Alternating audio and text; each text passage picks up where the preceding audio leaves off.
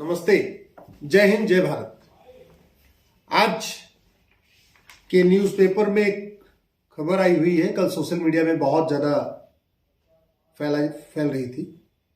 Allahabad high court के जज का जो अर्दली है वो पेटीएम के जरिए भी घूस लेता था। वैसे वो सबसे लेता था, लेकिन अगर कोई वकील कहे कि भाई मेरे पास कैश नहीं है, पैसे नहीं है, तो कहता था ठीक है जी, पेटीएम से कर दो। और बाकायदा उसने अपनी वर्दी के ऊपर ही पेटीएम का क्यूआर कोड लगा रखा था कि नंबर भी न बताना पड़े, आप बगल से गुजरो, बस फोटो खींचो और उसको पेमेंट कर दो। भारत के लगभग सारी की सारी अदालतों में यह हो रहा है। अर्दली भी पैसा लेता है, पेशकार भी पैसा लेता है, चपरासी भी पैसा लेता है, तारीख देने के लिए भी पैसा लेता है, एडजमेंट करने के लिए भी पैसा लेता है, जल्दी जल्दी तारीख देने के लिए भी पैसा लेते हैं, और लंबी लंबी तारीख देने के लिए भी पैसा लेते हैं। ये खुला खेल चल रहा है। ये तो इलाहाबाद हाई कोर्ट के एक अर्दली की फोटो खिंच गई, वायरल हो गया, न्यूज बन गई, लेकिन वास्तविकता यही है। और याद रखिए, ये जो क्लर्क लेता है या पेशकार लेता है या अर्दली लेता है, ये खुद ही नहीं लेते, इसमें शेयर होल्डर भी होते हैं। ये पैसा कुछ किसी और को भी देते हैं। दूसरी एक खबर आई है कलकत्ता हाई कोर्ट की, जहां पे जस्टिस अभिजीत गंगोपाध्याय ने वहां पे जो टीचर भर्ती घोटाला हुआ था उसमें एक जजमेंट दिया। उस जजमेंट को बंगाल की सरकार सुप्रीम कोर्ट में चैलेंज करने जा रही है। इसका मतलब यह हुआ कि बंगाल की सरकार भ्रष्टाचारियों को बचाने के लिए हाईकोर्ट के फैसले के खिलाफ सुप्रीम कोर्ट आ रही है। अब सुप्रीम कोर्ट में जब मुकदमा चलेगा तो सरकार के एडवोकेट जनरल खड़े होंगे, हो सकता है 2-4 और सीनियर एडवोकेट खड़े हों, तो उनका जो पैसा है, उनकी जो फीस है, एक एक दिन की 10-10 लाख रुपए, वो भी आपके ही टैक्स के पैसे से दी जाएगी। जनरली बंगाल की सरकार यहां दिल्ली के वकीलों को हायर करती है।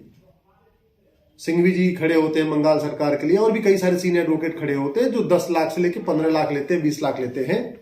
तो उनकी जो फीस है वो ममता जी थोड़ी देंगी, बंगाल की सरकार देगी। इसका मतलब क्या हुआ? कौन देगा? जनता देगी। भाई कोई पॉलिटिकल पार्टी के पास कोई पैसा होता है क्या? कोई पॉलिटिकल पार्टी अपने जेब से 1 रुपए खर्च करती है क्या? जैसे दिल्ली की सरकार खूब ऐड देती है अखबारों में, ऐड कौन देता है? आपके पैसे से आता है, आपका टैक्स का पैसा। पॉलिटिकल पार्टी अपनी ब्रांडिंग करती है, अपना फेस चमकाती है। तो यहां पे भी यही हो रहा। एक तीसरी खबर बड़ी इंपॉर्टेंट है कि नवंबर के महीने में 1,45,000 रुपए जीएसटी आया है।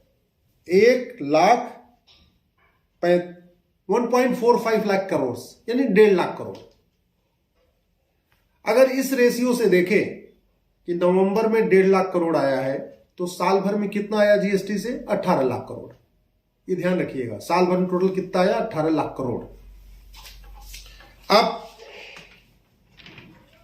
जब भारत के कोई थाना ऐसा नहीं है जहां दलाली नहीं हो रही है, घूसखोरी नहीं हो रही है, कमीशनखोरी नहीं हो रही है, भारत की ऐसी कोई तहसील नहीं है जहां पे घूसखोरी, कमीशनखोरी, दलाली नहीं हो रही है, भारत का ऐसा कोई जिला नहीं है जहां घूसखोरी, कमीशनखोरी, दलाली नहीं हो रही है।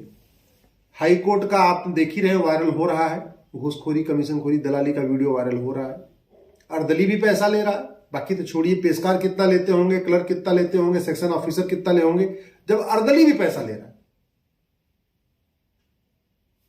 अगर कोई हाई कोर्ट का कोई जज ईमानदार है, कोई जजमेंट देता है, तो उसके खिलाफ सरकार खुद चली आ रही है, सुप्रीम कोर्ट तक आ रही है कि नहीं नहीं नहीं नहीं, शिक्षक भर्ती घोटाले में जो हाईकोर्ट का जजमेंट है ठीक नहीं है, इसको हम सुप्रीम कोर्ट से पलटवाएंगे।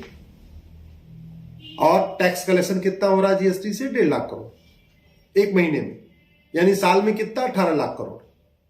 अब आप ये बताइए, भारत का टोटल बजट 70 लाख करोड़ का है, और बजट का 20% घूसखोरी, कमीशनखोरी, दलाली में चला जाता है।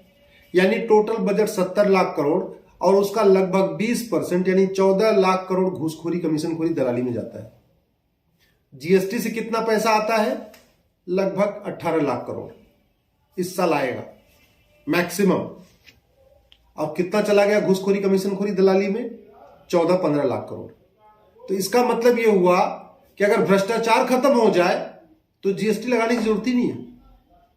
दूसरा मैं आपको आंकड़ा देता हूं, इनकम टैक्स से कितना आता है? 8 लाख करोड़। घूसखोरी, कमीशनखोरी, दलाली में कितना जा रहा है? 14 लाख करोड़। कहने का मतलब अगर भ्रष्टाचार खत्म हो जाए तो इनकम टैक्स लगाने की जरूरत ही नहीं है।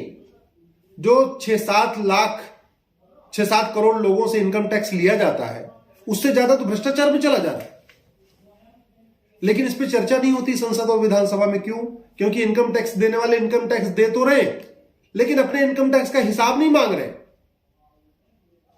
इनकम टैक्स वाले देने वाले ये नहीं कह रहे भैया हमने इनकम टैक्स दे दिया, इसलिए अब हमें किसी सरकारी डिपार्टमेंट में 1 रुपए देना नहीं पड़ना चाहिए, हमने अपना टैक्स दे दिया, अब तो हम जिस डिपार्टमेंट में जाएं, जो हमारा काम हो, जो सही काम है वो होना चाहिए। अब तो इनकम टैक्स जो पेयर है उनको कहना चाहिए भैया हमने इनकम टैक्स दे दिया, 8 लाख करोड़ दे दिया है। अब हम थाने में जाए तो हमें वहां पर भ्रष्टाचार नहीं होना चाहिए, हम तहसील में जाए हमारा काम फटाफट होना चाहिए, हम डिस्ट्रिक्ट कोर्ट जाए हमारा काम फटाफट होना चाहिए, हम हाई कोर्ट जाए हमारा काम फटाफट होना चाहिए, हम सुप्रीम कोर्ट जाए हमारा काम फटाफट होना चाहिए, मुकदमे फटाफट तय होने चाहिए। अल्टीमेटली जितने भी कर्मचारी हैं, चाहे वो थानेदार है, चाहे तहसीलदार है, चाहे हवलदार है, चाहे वो डिस्ट्रिक्ट कोर्ट का जज है, चाहे हाई कोर्ट का जज है, चाहे सुप्रीम कोर्ट का जज है, चाहे डीएम है, चाहे कलेक्टर है, चाहे कमिश्नर है, चाहे मंत्री है, चाहे सांसद है, चाहे विधायक है, उनका वेतन भत्ता, गाड़ी बंगला आ कहां से रहा है? या तो इनकम टैक्स, जो इनकम टैक्स पेयर पैसा दे रहे हैं वहां से आ रहा है, या तो जो जीएसटी से पैसा आ रहा है वहां से आ रहा है। कोई सरकार तो नहीं दे रही है ना, कोई पॉलिटिकल पार्टी तो नहीं पैसा दे रही है ना। पैसा है किसका? टैक्स पेयर का। वो इनकम टैक्स देने वाले हो या जीएसटी देने वाले हो, अल्टीमेटली पैसा टैक्स पेयर का है।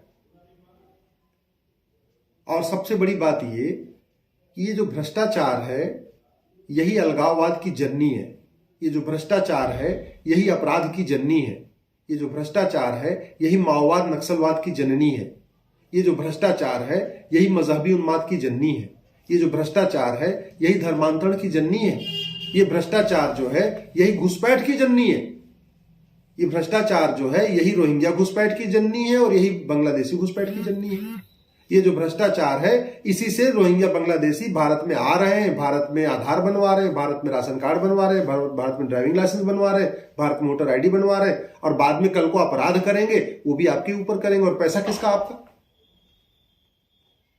तो मैं इस देश के सभी टैक्स पेयर से निवेदन करता हूं, इस देश के सारे जीएसटी पेयर से निवेदन करता हूं, आप इनकम टैक्स देते हैं, आप जीएसटी देते हैं, अपने पैसे का उधार हिसाब तो मांगिए। आप घर में जो काम करने वाली आती है आपके घर में 2-3 हजार रुपए देते होंगे, 1,500 रुपए देते होंगे, 2,000 रुपए देते होंगे, 2,500 देते होंगे, 3,000 देते होंगे, जो सुबह झाड़ू पोछा के लिए आपको बुलाते होंगे, बर्तन धोने के लिए बुलाते होंगे। उसको महीने में एक ही बार तनख्वाह देते, रोज रोज तो नहीं देते ना, या रोज पैसा देते हैं? एक बार महीने में दे दिया तनख्वाह, अब वो पूरे महीने काम करती है। आपने घर में अगर ड्राइवर रखा हुआ है, क्या उसको डेली पैसा देते हैं क्या?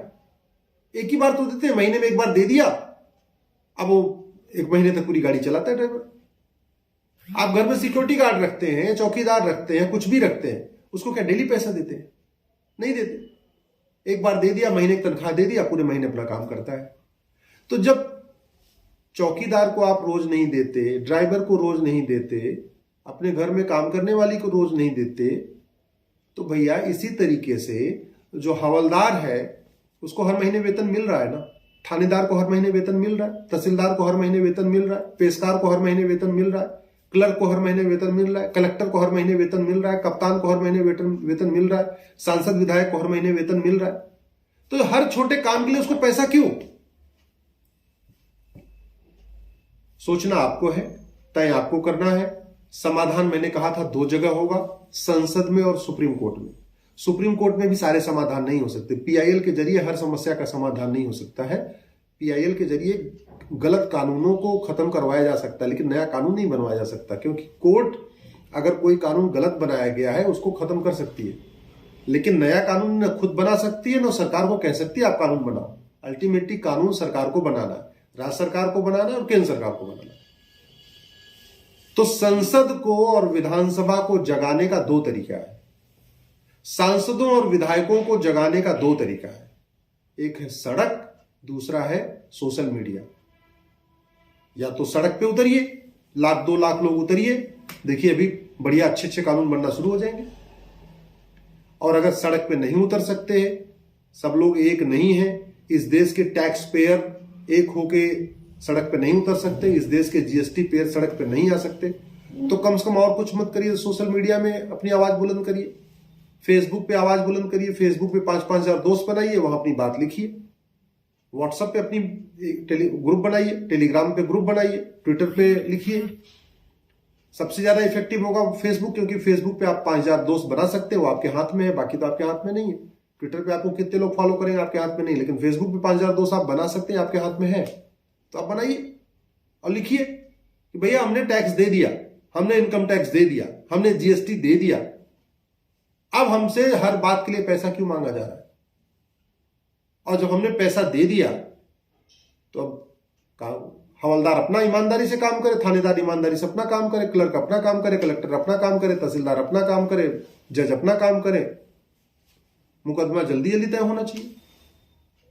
इस देश में 5 करोड़ मुकदमे चल रहे हैं district court, high court, supreme court में। लगभग 5 करोड़ मुकदमे चल रहे हैं तहसीलदार के यहाँ, एसडीएम के यहाँ, चकबंदी अधिकारी के यहाँ, एसओसी के यहाँ, डीडीसी के यहाँ। तो टोटल हो गया 10 करोड़ मुकदमा।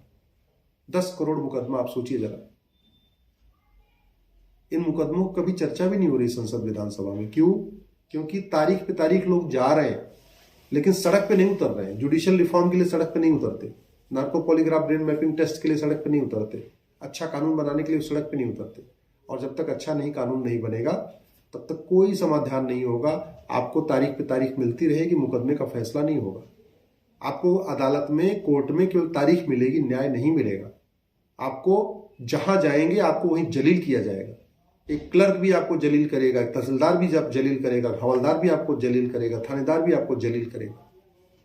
क्योंकि पैसा ये नीचे से ऊपर तक जाता है। जो पैसा आप थानेदार को देते हैं वो थानेदार तक नहीं रहता है, वो पूरा ऊपर तक जाता है। जो पैसा आप क्लर्क को देते हैं केवल क्लर्क तक नहीं रहता, ऊपर तक जाता है। पूरी चेन बनी हुई है। यदि आपको मेरी बात ठीक लगी हो तो इस वीडियो को अधिक से अधिक शेयर करिएगा। इस वीडियो को टेलीग्राम से उठा के अपने फेसबुक पर डाल दीजिएगा। 5,000 फेसबुक फ्रेंड बनाइए और अधिक से अधिक राष्ट्रहित में उसका उपयोग करिए। जय हिंद, जय भारत।